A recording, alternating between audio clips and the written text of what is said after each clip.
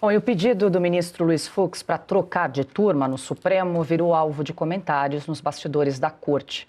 Durante a votação no julgamento do núcleo 4 da suposta tentativa de golpe, Fux solicitou ao presidente do Supremo, Edson Fachin, a transferência para a segunda turma. O ministro do Supremo disse que a situação de Luiz Fux ficou insustentável depois do voto pela absolvição do ex-presidente Jair Bolsonaro. Fux passou a ser alvo de críticas internas e recados velados de colegas, a ponto de deixar a sessão em alguns momentos. Dias depois, o clima piorou com um embate direto entre Gilmar Mendes e Luiz Fux, quando Gilmar Mendes o chamou de figura lamentável. Carlo Cauti, muito boa noite, seja bem-vindo. A gente até, inclusive, exibe na tela a apuração do nosso repórter de Brasília, Christian Costa, que conversou aí reservadamente com alguns ministros do Supremo sobre esse pedido, essa solicitação de Luiz Fux para trocar de turma. Cauti, também pode ser, como bem disse o Marcílio, aí uma estratégia para tentar fortalecer essa segunda turma ali, embora formada por Gilmar Mendes e Dias Toffoli, mas também abrange ali Cássio Nunes Marques e André Mendonça, e aí ganharia o reforço de Luiz Fux. Boa noite, Cauti, seja bem-vindo. Boa noite, Paula, boa noite, Ana, boa noite, doutor Marcília, boa noite, Piotr, boa noite para o nosso público. Pois é, aquilo que a gente está assistindo agora no Supremo Tribunal Federal, que não tem nenhum problema em aumentar as páginas vergonhosas de sua história, já repleta de episódios lamentáveis, o último desses é esta demonização de Luiz Fux por parte de outros ministros.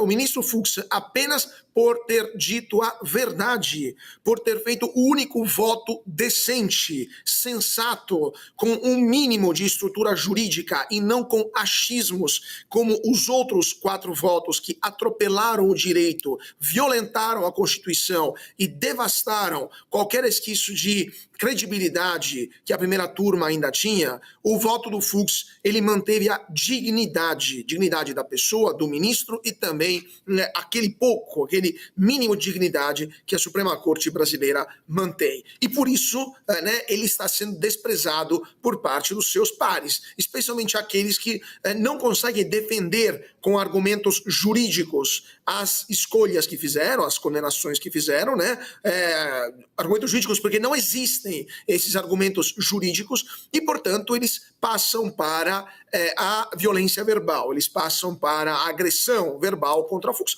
como aquilo que a gente viu por parte do ministro Gilmar Mendes, que se comportou como um verdadeiro hooligan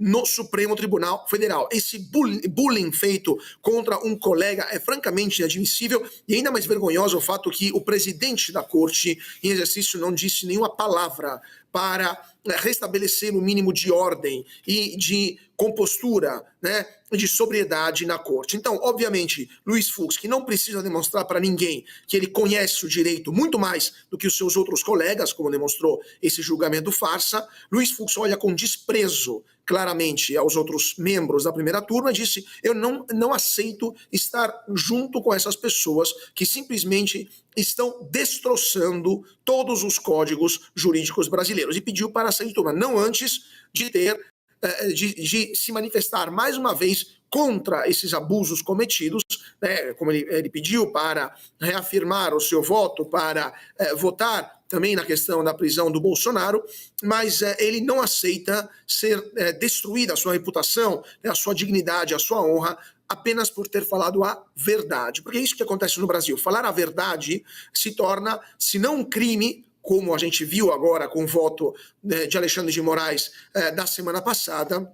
Falar a verdade, se isso for feito por um membro do Supremo Tribunal Federal, se torna alvo de bullying por parte dos seus colegas. Então, esse é o Brasil, é o clima infame que vivenciamos no Brasil de 2025.